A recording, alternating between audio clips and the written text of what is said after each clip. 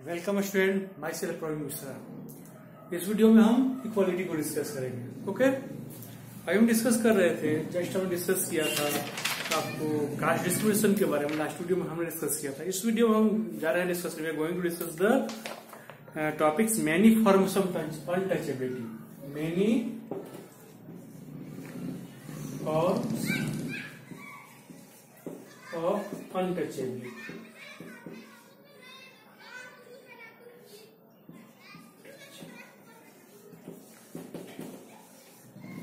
आपने देखा होगा सोसाइटी में बहुत सारे डिस्क्रिमिनेशन है। जो सबसे पहला है कास्ट डिस्क्रिमिनेशन है। इसके आधार पर अनटचेबिलिटी का जो फिलॉसफी है, दिमाग में लोग में माइंड में है, माइंड सेटअप है अनटचेबिलिटी। ओके, उसको सबसे पहले 1999 में जिसको रिटर्न रूप दिया 1999 में पी साईनाथ एक जर्नलिस्ट थे। उन्होंने क्या किया, इसको पूरी तरह से इस पे अपना रिपोर्टिंग किया और डिस्क्राइब किया कैसे कैसे हमारे देश में अनटचेबिलिटी फॉलो किया जाता है ना। जैसे ऑल टी स्टॉल्स, जितने भी टी स्टॉल्स हैं, all T stalls cups, okay,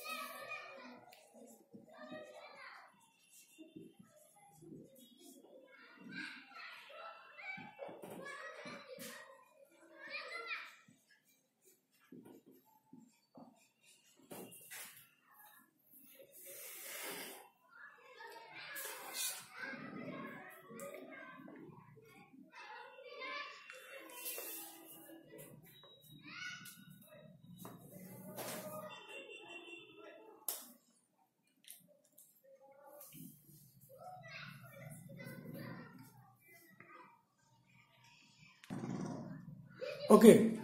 तो पी साइना जो जर्नलिस्ट थे, उन्होंने डिस्कस किया कि अभी भी हमारे देश में 1999 में डिस्कस किया कि अभी भी हमारे कंट्री में आपको क्या डिस्क्रिमिनेशन, अनटचेबिलिटी कैसे प्रैक्टिस में है, उन्होंने इसको डिस्क्राइब किया। क्या किया उसने? उसको डिस्क्राइब किया। ठीक है, तो उसने डिस्क्राइब किया कैसे कैसे हमारे यहाँ हमारे सोसाइटी में डिस्क्रिमिनेशन होता रहता है। तो फर्स्टली उन्होंने पॉइंट आउट किया, उसने पॉइंट आउट किया tea stalls cups are kept separately for dolls and others. जो होता क्या है कि जो चाय का दुकान हर जगह को मिल जाएगा, तो वहां पे जो बाकी जो लोग थे उनके लिए सेपरेट सिस्टम नहीं था। लेकिन जब दलित थे, जो अदर थे, उनके लिए जो कप एंड फ्लैट्स है दे आर प्रोवाइड सेपरेटली, उनके लिए अलग रख के उसकी व्यवस्था की गई थी, अलग जगह अलग वो रखा जाता था। और साथ में जो बार्बर्स है वे इन लोग रिफ्यूज करते थे, और जो कस्टमर थे, जो आपके दलित से क्लाइंट से अदर थे, उनको सर्विस देने के लिए उन्हें क्या करते थे? रिफ्यूज करते थे। They are not ready to serve them. Okay, उसके बाद तो Dalit students were made to sit separately in the classroom. जैसे भी लास्ट वीडियो में डिस्कस किया था वन पर्सन के बारे में कि he belongs from the he or she belongs from the lower caste, and his or her master or principal was belonged from the upper caste.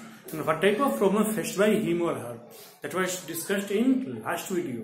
Okay, उसके पहले यहाँ पे क्या we are going to discuss that the Dalit students were made to sit separately in the classroom. जो classroom में थे, जो जितने भी स्टूडेंट्स बैठते थे, जो दलित स्टूडेंट थे, उनके बैठने का जो सिस्टम था, सिटिंग अरेंजमेंट था, वो बाकी स्टूडेंट से अलग व्यवस्था थी. क्या थी बाबू? बाकी स्टूडेंट से अलग व्यवस्था की गई थी उनके बैठने के लिए. ओके,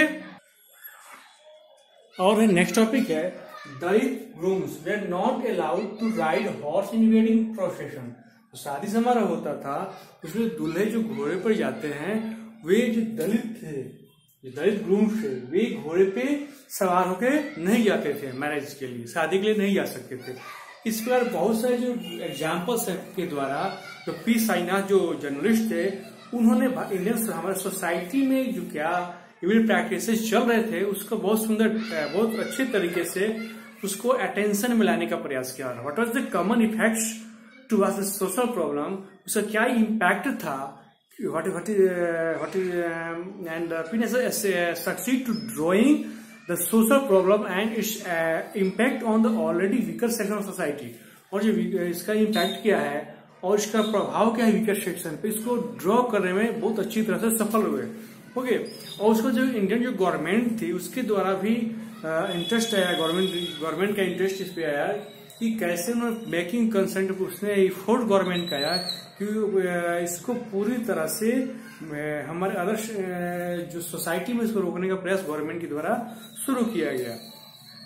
जो public protect interest of the tribal people जो थे, उनका भी जो इंटरेस्ट है उनके सेल्फ डेवलपमेंट के लिए गवर्नमेंट ने इस पे काम करना शुरू किया. ओके, उसके बाद जो है apart from the safeguards provided through legislation in the constitutional provision, the government of India has taken several states. और बहुत सारे कॉन्स्टिट्यूशन में हमारे लेजिस्लेचर के द्वारा, हमारे प्रोविजन बनाए गए लेजिस्लेशन के द्वारा, किसके लिए बहुत सारे सेवरल स्टेप्स लिए गए इनको, इस इविल प्रैक्टिसेस को दूर करने के लिए, और जो बहुत सारे जो बेटरमेंट ऑफ के लिए सोसाइटी में हमारे प्रयास किए गए, है ना. क्या किया गया? तो पहला हम चलते हैं कैसे बैकवर्ड इकोनॉमिक बैकवर्ड पीपल को, वीकर सेक्शन को आगे बढ़ाने के लिए क्या क्या गवर्नमेंट द्वारा गवर्नमेंट के द्वारा क्या क्या स्टेप्स लिए गए, उसको हम डिस्कस करें. पहला है रिजर्वेशन. गवर्नमेंट जॉब में, इंस्टीट्यूशन में रिजर्वेशन लाया गया. गवर्नमेंट जॉब में 15% for the schedule caste, 7.5% for the scheduled tribe and 27% the OBC other backward classes के लिए सीटों को रिजर्व किया गया, क्योंकि वीकर सेक्शन को आगे बढ़ाया जाए, है ना. उसका reservation of seats in Lok Sabha, reservation of seats in Lok Sabha. Lok Sabha में भी क्या किया गया? सीटों को रिजर्व किया गया. क्या किया गया बाबू? इलेक्शन के लिए सीटों को रिजर्व किया गया, है ना. And other representative body and Lok Sabha and other representative bodies, है ना. इसमें उन्होंने क्या किया गया? लाया गया reservation of seat in educational institution, और इंस्टीट्यूशनल एजुकेशन में भी सीटों को रिजर्व किया गया. एडमिशन के प्रोसेस के लिए भी, एडमिशन जो होता है स्कूलों में, वहां भी सीटों को रिजर्व किया गया, है ना. और उसके बाद जो इकोनॉमिकली वीकर है, स्कॉलरशिप का नाम सुना होगा तुम लोगों ने, स्कॉलरशिप दिया जाता है ना स्टूडेंट्स को. तो जो वीकर सेक्शन के जो बच्चे थे, उनके लिए भी क्या किया गया? प्रोविजन किया गया स्कॉलरशिप का. क्या किया गया बाबू? स्कॉलरशिप को प्रोवाइड किया गया, है ना. इकोनॉमिकल सेक्शन रिजर्वेशन को प्रोवाइड किया गया ऑफ द इंडियन सोसाइटी में जो वीकर सेक्शन थे, उनके लिए स्कॉलरशिप बच्चों के लिए प्रोवाइड किया गया. और launching of vocational training and tribal areas, और ट्राइबल एरिया जो है वहां के जो बच्चों के लिए वोकेशनल ट्रेनिंग है ना, प्रोफेशनल कोर्सेज तरह कर सकते हैं ना, वोकेशनल ट्रेनिंग दिया गया कि जो उनको ट्रेन किया जाए, स्किलफुल बनाया जाए, जो भी अच्छी तरह से काम कर सके और अपने को सेल्फ एम्प्लॉयमेंट हो या कहीं इन्वॉल्व होकर भी अपना वर्क कर सके। ठीक है, आगे फिर डिस्कस करते हैं हम। ओके, कुछ इंपॉर्टेंट टर्म्स हैं जिसे आप नोट कर लेंगे और थोड़ा सा इसको रिमेम्बर करेंगे आप। ओके, जिसको डिस्कस करने जा रहे हैं, फिर टॉपिक पे हम चलेंगे। Rule of law, it means law is equally applicable to all the people. इस चैप्टर में अधिकतर आपको टर्म मिल रहा होगा, rule of law, equality, prohibited, ये सब थोड़ा डिस्कस कर लिया जाए, फिर आगे हम पढ़ेंगे। ओके, तो आपका पहला है rule of law. Law is equally applicable to all the people. Law जो है, all are equal in the eye of law. Equality, all are equal irrespective of any dissimilarity, हर कोई क्या है, इक्वल है। प्रोहिबिटेड, बैंड, नॉट अलाउड और else declare as offence, है ना, ये पूरी तरह से जो बैंड किया गया इक्वलिटी का रूल ऑफ लॉ का। कुछ और जो टर्म्स हैं अभी जस्ट आपको राइट डाउन करते हैं, जिसे आप रिमेम्बर कर लेंगे और फिर आगे हम अगले टॉपिक को डिस्कस करेंगे। Okay,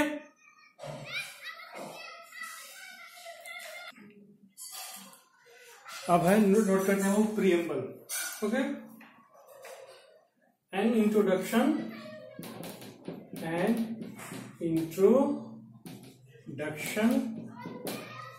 to the constitution.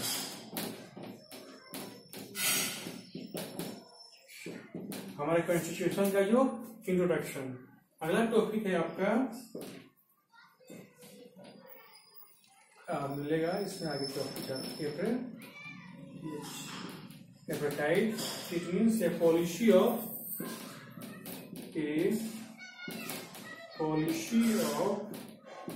Racial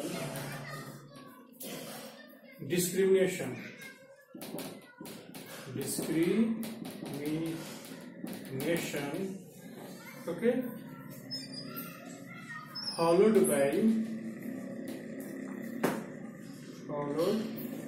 by the white minority government against the black minority population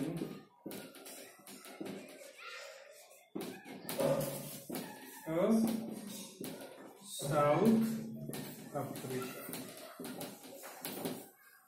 ठीक, ओके, तो प्रीएम्बल क्या था हमें बताया जिस time, that is the introduction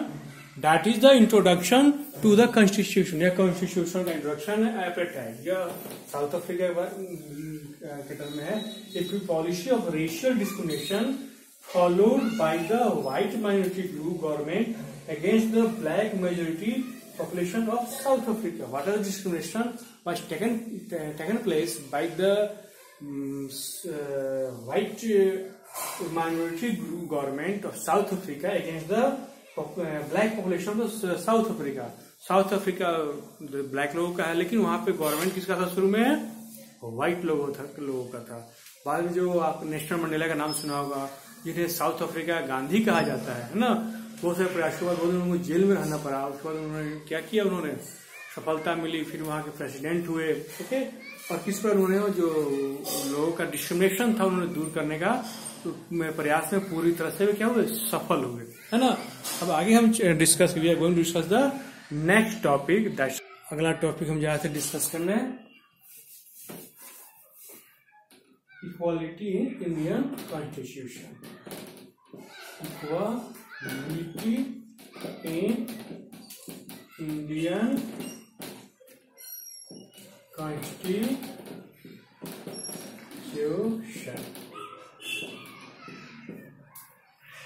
हमारे कॉन्स्टिट्यूशन में इक्वलिटी के लिए क्या क्या प्रयास किए गए हैं, इसको हम इसमें डिस्कस करेंगे, है ना।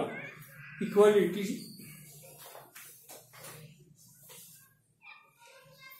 जो का इक्वलिटी है ना, equality it is important, it is very very important for the any democratic country.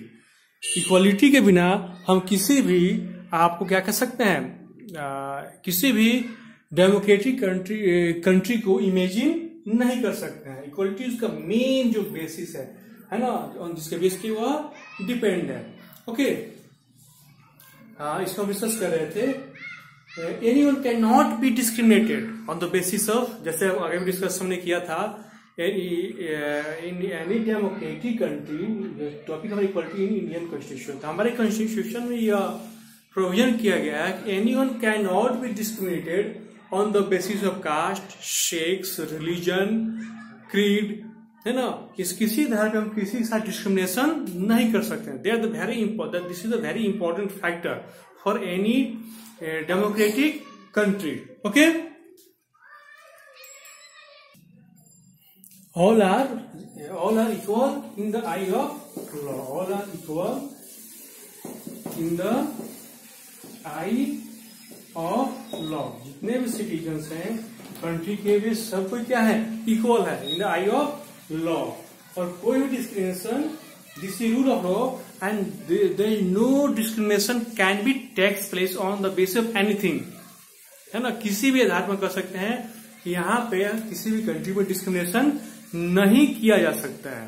That is a rule of law, that is the basis for the develop any democratic country. No rule, that is a rule of law, no discrimination can be taken place.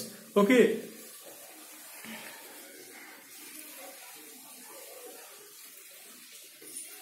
Okay, अब हम चर्चा करते हैं बाबू, the question of India says Constitution of India says that the government shall not deny to any Indian equality before the law or protection of laws. Constitution हमारा India कहता क्या है, गवर्नमेंट के किसी कोई लॉ के सामने इक्वलिटी से डिनाई नहीं कर सकता। इट मीन्स सब किसी को बराबर अपॉर्चुनिटी दिया जाएगा। All are equal. Okay, it means इसका अर्थ क्या, लॉ इज, जो लॉ जो है हमारा, law is same for all. जितने भी लोग हैं उनके लिए लॉ एकदम समान है। क्या है बाबू, ठीक है। अब उसका पर्सन का स्टेटस क्या है ना, यह डिपेंड नहीं करता है। रूल ऑफ लॉ, यही हमारा रूल ऑफ लॉ है। क्या है, यही हमारा रूल ऑफ लॉ है। जितने भी लोग हैं लॉ के समान बराबर है, इक्वल है। उनका स्टेटस क्या है यह मायने नहीं रखता है। आपका हमारे कंट्री का के प्रेसिडेंट हो या एक सिंपल सिटीजन हो या प्राइम मिनिस्टर हो, सबको इक्वल है। क्या बाबू, all are equal in the eye of law. और इसी को हम रूल ऑफ लॉ कहते हैं। क्या कहते हैं बाबू, rule of law. It means no person, इसका कोई भी जो पर्सन है, they are not above to the law of rule. It means no person is above. कोई भी व्यक्ति जो है वह लॉ के एबव नहीं है। There can not be any discrimination between a political leader, government official and an individual ordinary citizen. कोई भी आपका ऑर्डिनरी सिटीजन हो, हमारे देश का कोई जो किसी भी स्टेटस पे, किसी पोस्ट पे कोई पर्सन हो, वे सबको इक्वल है। ना कोई गवर्नमेंट ऑफिशियल, ना political leader. All are equal और they all are treated same in the eye of law, है ना। लॉ के सामने वे सबको इक्वल ट्रीट किए जाएंगे। Okay, thank you. आगे फिर हम डिस्कस करेंगे इसी टॉपिक को नेक्स्ट वीडियो में। तब तक के लिए थैंक यू। ओके।